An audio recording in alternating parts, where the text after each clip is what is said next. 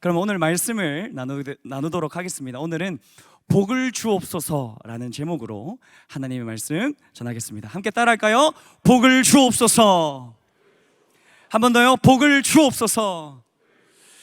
오늘 설교는요 2025년을 마무리하고 다가올 2026년을 맞이할 이 시점에 꼭 필요한 말씀이 아닐까 합니다. 특별히 복을 좋아하는 한국 사람들에게는요 더더욱 필요할 것 같아요. 여러분, 우리는 새해가 되면 인사를 합니다. 어떤 인사를 합니까? 새해 복 많이 받으세요. 그렇게 인사를 해요. 특별히 오늘 42대가 왔는데 우리 42대에게 새해 복 많이 받아라 인사하겠습니다. 새해 복 많이 받아라. 많이 받으십시오. 여러분 축하, 너무 이렇게 환영하고 앞으로 갈릴리에서 그리고 행복한 시간 또 누리길 바라고요. 우리 또 32대가 졸업합니다. 졸업해서 우리 위대한 공동체 샬롬에게 가게 되는데 우리 32대들에게도 새해 복 많이 받아라 인사하겠습니다. 새해 복 많이 받아라. 새해 복 많이 받아라. 새해에는요 이렇게 복을 주고받아요. 이처럼 한국 사람들은 복을 기원하고 복에 대한 간절함이 큽니다. 여러분 혹시 그런 친구들 본 적 있지 않으십니까? 뭐 지갑에 재물운을 이렇게 또 이렇게 얻겠다고 이렇게 부적을 가지고 다니는 친구들 혹시 본 적 있으시죠? 아니면 이렇게 운세를 좀 보려고 점집에 가거나 뭐 이렇게 사주를 보러 가거나 뭐 이렇게 타로를 이렇게 보러 다니면서 뭐 연애운 이런 거 보러 다니는 사람이 있는데 여러분 제발요, 그런데 그런다고 연애할 수 있는 거 아닙니다. 이렇게 막 타로 가서 뭐 러브 카드 뽑는다고 연애할 수 있는 게 아니에요. 여러분 연애는 어떻게 하는지 저 따라해보세요. 저 따라해보세요. 눈을 감고 마음의 문을 연다. 이게 되는 사람이 연애를 할 수 있는 거예요.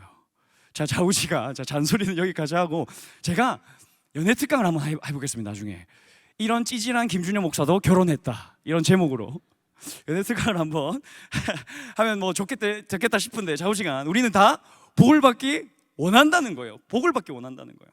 그래서 미신을 믿기도 하고 불교에서 뭐 108배까지도 합니다. 다 무엇 때문에 그걸 합니까? 복 달라고. 복 때문에 그것을 합니다. 그런데 오늘 읽은 성경에도요 이 복을 구한 사람이 등장을 해요. 이 복을 구한 사람이 등장해요. 누구죠? 야베스입니다. 야베스. 정말 이 야베스가 복을 구했는지 또 어떤 복을 구했는지 우리 함께 읽어보도록 하겠습니다. 역대상 4장 10절 말씀 읽겠습니다. 시작! 야베스가 이스라엘 하나님께 아뢰어 이르되 주께서 내게 복을 주시려거든 나의 지역을 넓히시고 주의 손으로 나를 도우사 나로 환난을 벗어나 내게 근심이 없게 하옵소서 하였더니. 아멘. 여러분 보시는 바와 같이 아까 읽으셨던 것 같이 야베스는 지금 하나님께 복을 구해요. 주님 복 주십시오. 하나님 내게 복 주시옵소서라고 기도를 합니다. 그런데 이 부분에요 되게 독특한 점을 발견할 수가 있어요. 지금 9절과 10절 이 문맥을 보면 어떤 이야기가 오가고 있는지 우리는 알 수 있습니다. 어떤 이야기가 위에 있죠? 족보가 있어요. 여러분 성경을 한번 보십시오. 이 4장 8절 9절 이 맥락 안에 족보 이야기가 담겨져 있어요. 그런데 이 누가 누구를 낳았고 이 이야기가 무려 8장까지 진행돼요. 8장까지. 좀 이상하지 않습니까? 족보 이야기에 갑자기 야베스가 복을 구한 기도가 뭐가 그렇게 대단하다고 족보 이야기를 하다 말고 그 야베스 기도를 성경은 언급을 한다는 거예요. 그러면서 그 이후에 성경 어디에도 야베스에 대한 언급은 어디에도 없습니다.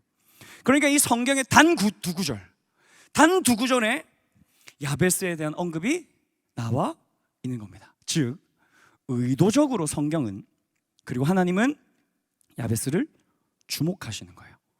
그의 기도를 일부러 언급하시는 거예요. 그럼 도대체 그 이유가 무엇일까요? 족보 이야기를 쭉 하다가 잠깐 멈춰서서 야, 야베스의 기도를 좀 들어봐. 야, 야베스의 기도 이런 기도를 했어 라고 하면서 족보 이야기를 갑자기 급단적으로 멈추시고 의도적으로 그 이야기를 하신 이유가 도대체 무엇일까요? 오늘 그 이유에 대해서 살펴보고자 합니다. 그러면 그 이유를 알게 되면 우리도 복 받는 인생 될 줄 믿습니다. 먼저 우리 9절 상반절 말씀을 읽어보도록 하겠습니다. 읽습니다. 시작! 야베스는 그의 형제보다 귀중한 자라. 아멘. 여러분, 여기에 야베스에 대한 소개가 나와 있습니다. 그는 다른 사람들보다 어떤 자래요?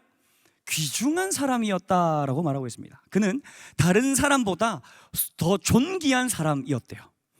근데 여러분, 그가 원래부터 존귀한 사람이었는가? 그게 아니에요. 여러분, 그는요 귀중한 사람이 아니었어요. 그걸 어떻게 알 수 있습니까? 바로 그의 이름을 보고 알 수 있습니다. 그의 이름의 뜻에는 비밀이 있습니다. 여러분, 야베스의 이름은 고통이라는 뜻입니다. 자, 적으세요. 야베스의 이름의 뜻 뭐라고요? 고통. 여러분, 되게 독특하죠. 뭐 인사이드 아웃에 나오는 뭐 슬픔이처럼 굉장히 이름이 찝찝해요. 그래서 그 이름만 불러도 뭔가 슬퍼지고 고통스러워짐이 느껴져요. 그러니까 이런 겁니다. 야베스야라고 부를 때 어떻게 해요? 우리말로 바꾸면 고통아, 고통아, 밥 먹었어? 이렇게 이야기를 한다는 거예요. 그러니까 야베스를 부를 때마다 어때요? 되게 어두운 느낌이 들죠. 어두워요. 그러면서 그의 이름이 왜 고통이 되었는가?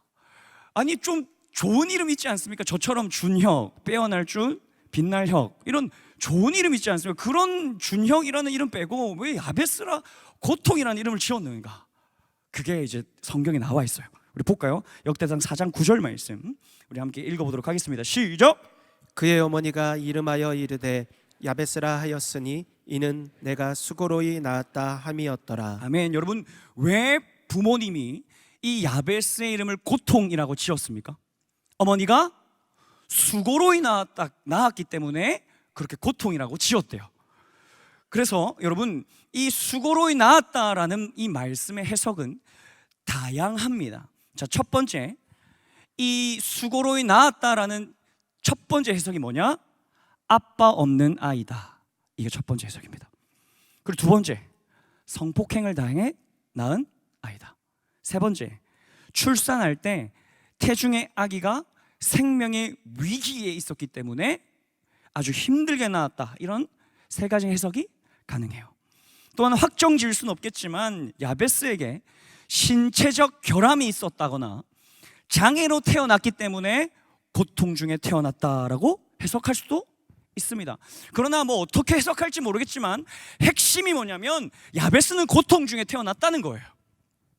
그가 처한 상황은 억압과 환난과 고통의 상황에 태어났다는 거예요. 마치 이 시대의 흙수저라고 말할 수도 있겠습니다.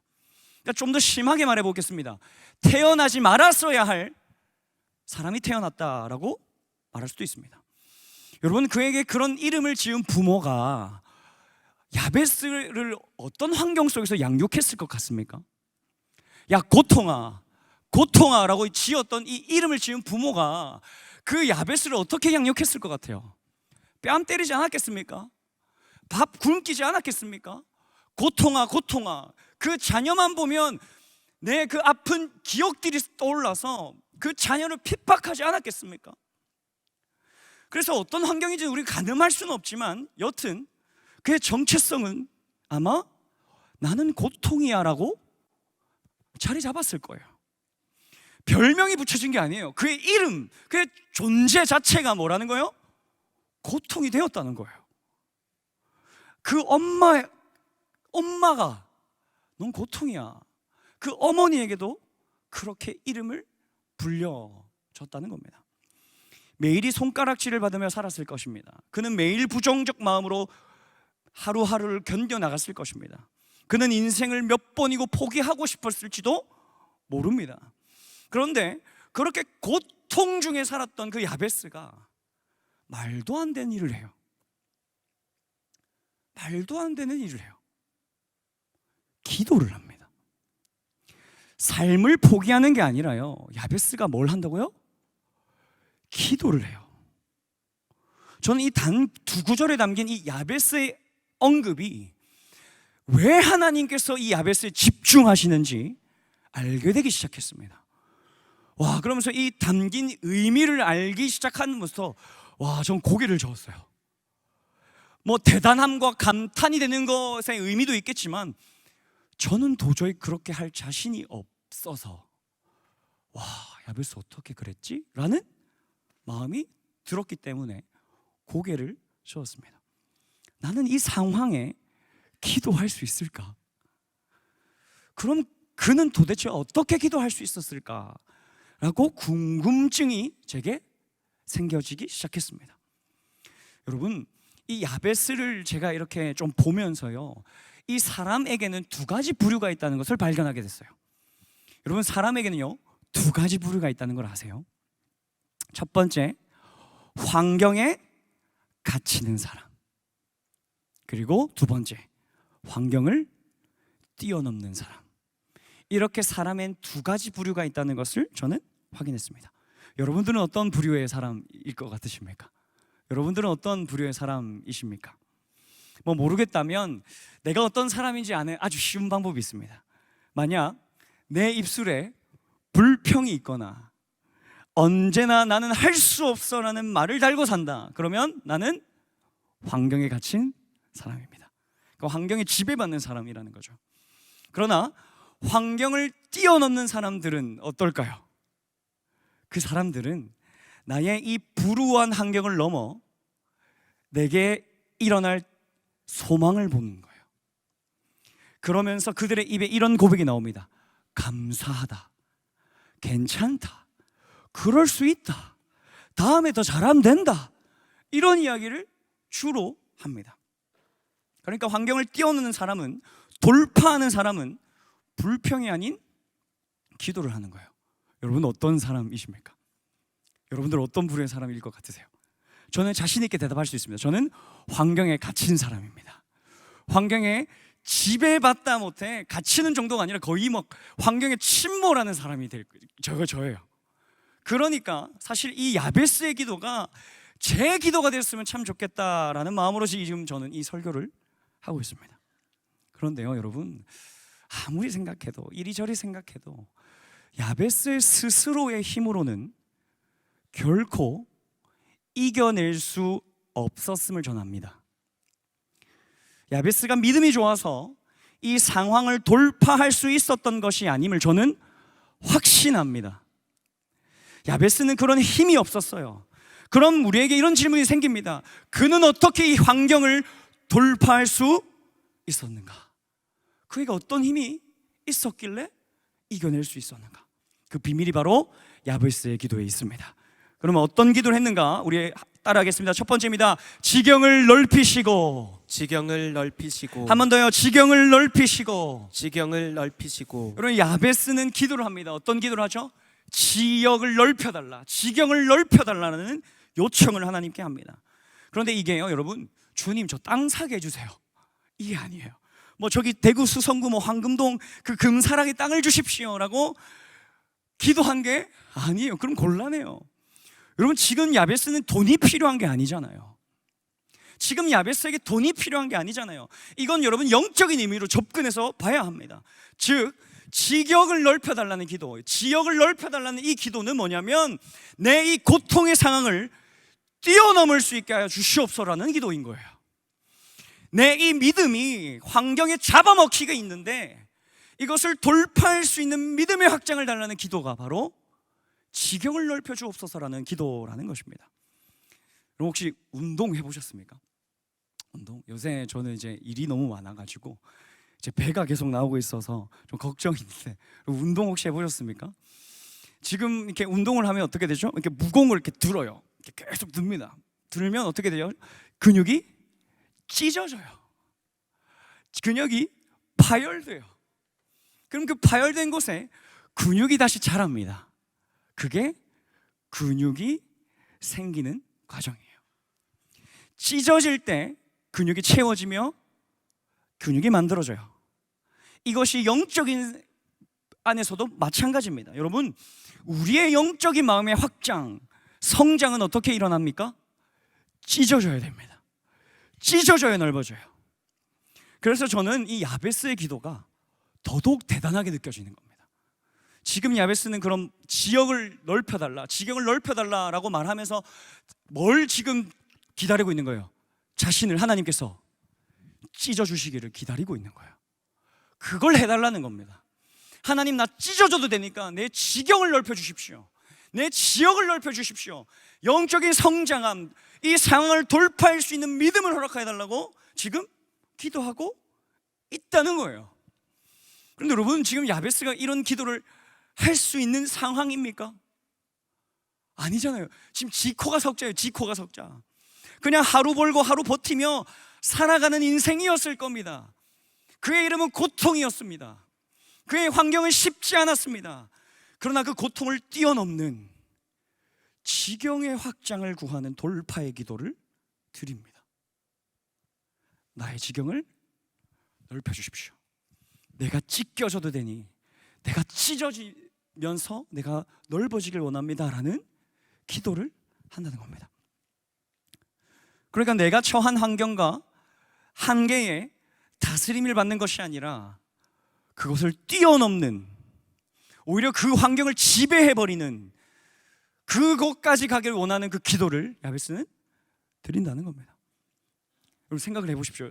여러분, 고통이라는 것에 무게가 있어요, 우리의 삶에. 그런데 그 고통이라는 무게가 우리를 짓누를 때 그 무게를 온전히 받고 있는 것 자체가 힘들어요. 맞지 않습니까? 고통을 뭐 이렇게 가볍게 저글링 하듯이 할 수 있는 사람이 있습니까? 그 어디도 없습니다. 고통이라는 무게는 굉장히 무거워서 이것을 그냥 떠받쳐 있기만 해도 버거워요. 그런데 만약 이 고통을 이겨내려면 어떻게 해야 돼요? 그 고통의 무게보다 두세 배는 더, 침이 너무 많이 튀는데, 두세 배는 더 힘을 써야지 이 고통이라는 것을 이길 수 있다라는 겁니다. 그래서 이 고통을 이기고 상황을 넘는 건 불가능해요. 그래서요, 저는요, 막 이 고통을 이긴다 이런 말 진짜 싫어합니다. 뭐 아프니까 청춘이자 이런 진짜 싫어합니다. 아프면 뭡니까? 환자입니다. 아프면 환자예요. 뭔 청춘이에요? 아파요. 아프다고요. 그래서 사랑하는 여러분, 한번 생각해 봅시다. 만약 아프다고 그 상태에 아픈 상태로 계속 있다면 그거 진짜 괜찮은 거예요? 내가 고통 중에 나 아프고 진짜 힘들다고 그렇게 꾸역꾸역 버티고 있는 게, 그렇게 그 상태를 유지하는 게 진짜 괜찮은 겁니까? 아니요, 저는 이겨내야 된다고 생각합니다. 그 상태에 벗어나야 진정한 자유가 일어나는 줄 믿습니다. 만약 내 인생이 비참하고 부모님이 나를 인정해 주지 않는다 할지라도, 그 상황으로 인해 내 마음이 온통 상처투성이라 할지라도, 여러분 그 상태에 계속 있으시면 안 돼요. 기도로 돌파해야 되는 줄 믿습니다. 그래서 우리는요, 이 상황을 돌파해야 돼요. 그래야 살아요.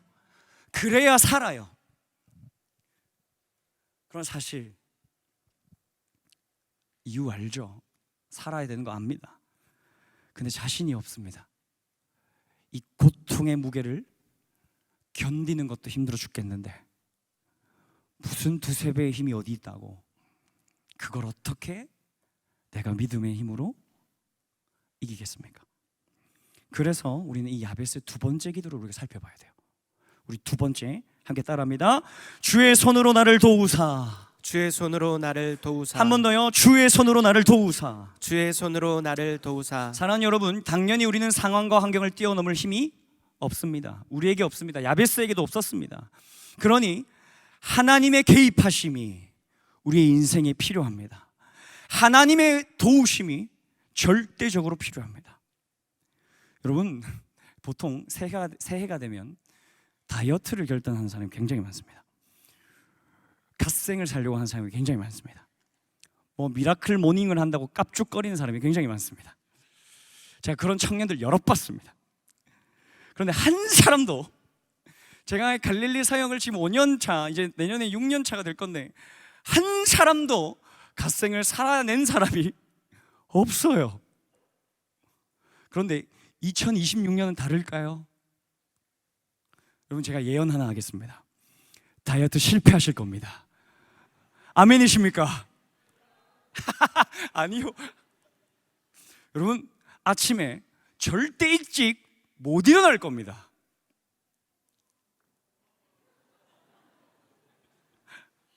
여러분 솔직히 아니요, 어떻게 우리가 잠의 유혹을 이깁니까? 어떻게 치킨의 유혹을 이깁니까? 여러분 내일 또 죄 지으실 거예요. 여러분 또 음란물 보실 거예요. 또 우리는 십자가 벗어두고 누군가를 정죄하고 비판하고 있을 겁니다. 그럼 그때 우리는 뭘 해야 할까? 주님의 도우심을 구해야 하는 겁니다. 여러분 할 수 없어요. 제발 거기에 좀 버티지 마세요. 전적 타락입니다. 전적 타락입니다. 할 수 없어요. 의롭게 살아갈 수 있는 힘도, 우리가 그 상황을 돌파할 수 있는 힘도 우리에겐 없어요. 그러니 우리는 무엇을 해야 할까요? 주의 도우심을 구해야 하는 줄 믿습니다. 내가 할 수 없음을 인정하며 주님의 도우심을 구해야 합니다.